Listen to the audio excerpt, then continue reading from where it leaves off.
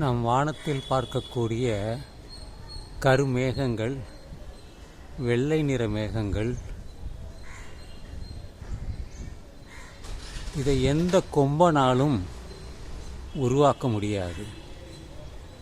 நீங்கள் வழிபடுகின்ற எந்த கடவுளும் இதை உருவாக்க முடியாது.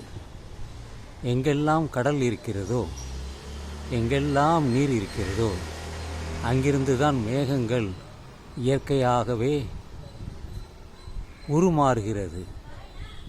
ஆவியாகி கடலில் இருக்கக்கூடிய நீரானது ஆவியாகி இப்படி மேகமாக தோன்றுகிறது.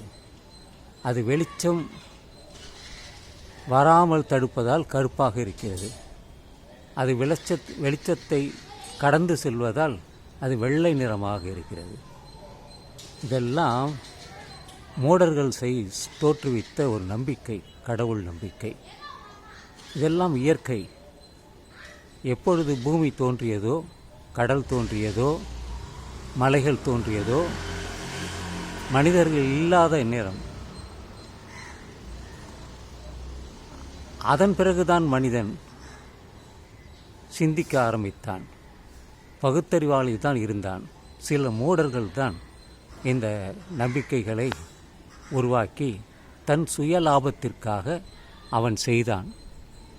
அதனால்தான் அதை நான் எல்லோருக்கும் தெரிவிக்க வேண்டும் என்பதற்காகவே இதை நான் பதிவிடுகிறேன்.